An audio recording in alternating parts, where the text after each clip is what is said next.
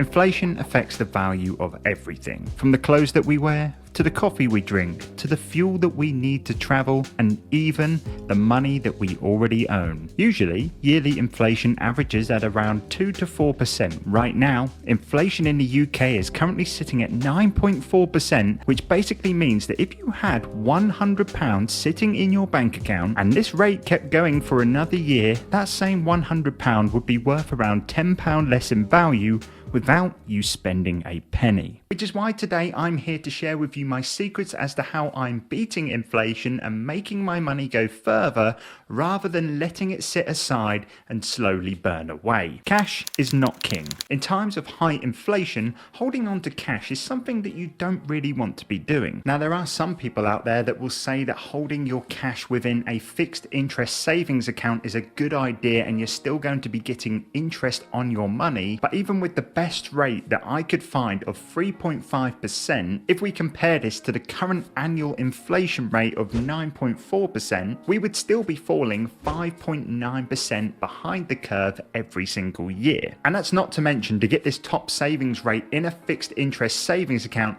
you would actually need to lock your money away for a minimum of 5 years, meaning you will have absolutely zero access to it in the case of an emergency. So knowing this, where do we put our cash and how have I gone about doing it? Investments. Investments are by far the best way to get your money working for you to start beating inflation. Now, I'm sure you've heard of the old saying, the rich get richer and the poor get poorer. Well, this is because the rich actually invest their money, whereas the poor will tend to save as much money as they can, only to see it getting eaten up by yearly inflation. One of my main investments that has helped me stay ahead of the curve is my consistent deposits into my stocks and shares ISA that I hold with a company called Vanguard. What I have basically set up is a weekly deposit of £250 into an S&P 500 index fund, which allows me to continuously invest into the market at frequent intervals, and since April of this year I've invested a total of £5,750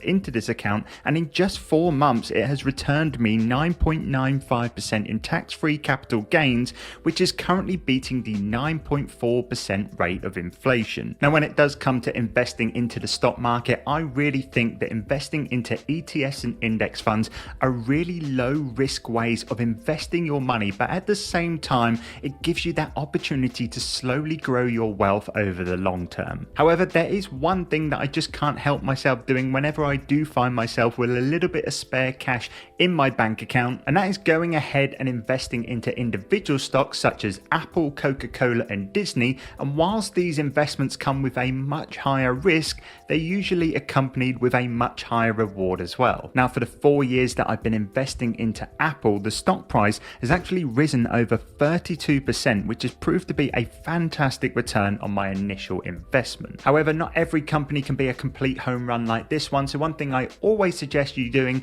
is going ahead and doing your own research and extra research when it comes to investing into these stocks. Now, investing into the stock market actually isn't the only way that you can start getting your money working for you. If you find yourself in the fortunate position where you do have a large surplus of cash in your account, then maybe looking into something like a buy-to-let property is a good option as well. This is something that I actually did just over 2 years ago, where I now rent out my old 2-bedroom apartment in the middle of Norwich to a set of tenants who pay me a monthly rent. And when I take off the bills and the service charge payments over those 2 years, what I've actually been left with is over £20,000 in net income that is mine to keep, and that's not even mentioning the price of the purchase of that property going up in that time as well. But wait, it's not just stock market and properties that you can invest into either. I actually purchased this Rolex Submariner in 2015 for £5,300, and currently 7 years down the line,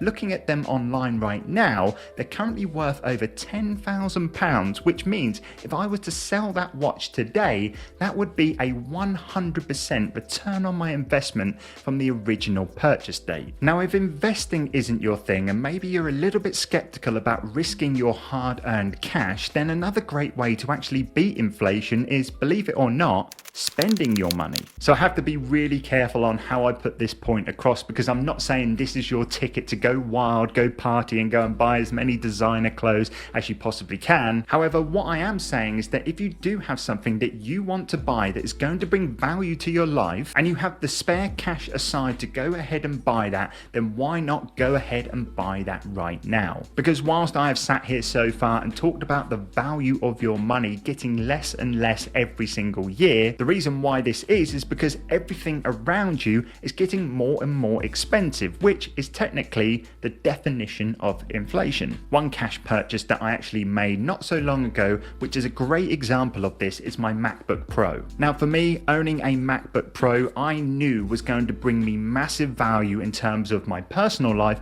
but also for my business as well. And because I had the spare cash at the time, I went ahead and purchased it because I only knew that next year the new MacBook Pro, of course it's going to have its tech feature upgrades and things like that, is only going to be more expensive and it's going to cost me more money to buy, so why not buy it now that I actually have the cash? Now one thing that you should definitely not be doing is taking out any loans to make any purchases. This is because one way that governments and Federal Reserves like to tackle inflation is by raising interest rates, which is going to mean when you come to borrowing money, this is going to be a lot more expensive to do. I myself am currently looking to take out a PCP loan on a used car, and right now I'm being quoted over 10% APR on a 4-year loan, whereas just 2 months ago they were quoting me 7% for the same deal. So looking at things right now, there is no way that I could go out there and buy an already depreciating asset alongside paying record interest rates to do so. I know some people will have an opinion that taking a lease deal can sometimes financially be better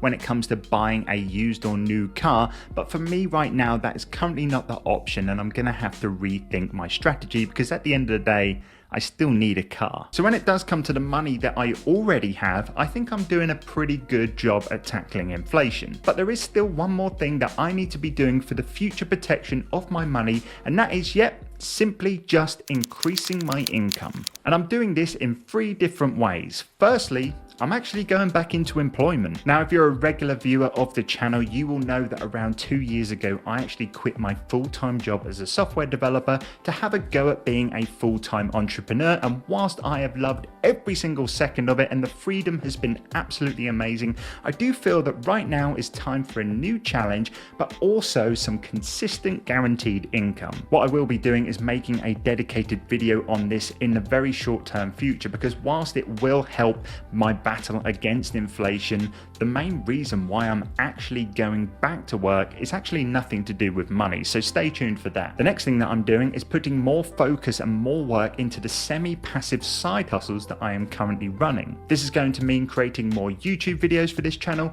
creating more mini classes over on Skillshare, and also focusing on selling more products this Christmas on Amazon and eBay. Starting a side hustle is one of the best and fastest ways to instantly start increasing your income, and if you were stuck on what side hustle to start, what I will do is leave my free side hustle idea guide in the description down below. Now, the final thing that I'm going to be doing to tackle inflation in terms of my own income is actually increasing the cost of my services in line with the current inflation rate, because at the end of the day, everything else is going up in the world around us, so why shouldn't your products and services too? For me, this is going to mean increasing the cost that I charge for coaching calls. I'm also going to be changing the price that I charge for designing websites for people, and I'm also going to be upping my demands when it comes to getting a salary at a new job. Putting all of these into action is definitely going to increase my yearly income way more than the 9.4% in terms of inflation that we're experiencing, and what's even better about all of this is that I can put all of this new additional income into things such as investments into the stock market and more properties. One thing I would love to know is that, are there any ways that you are personally tackling inflation right now that maybe I haven't mentioned in this video? If so, leave me a comment down below, or check out this video up here where I talk about how I secretly built 7 different side hustles whilst working a 9-to-5 job. You don't want to miss it.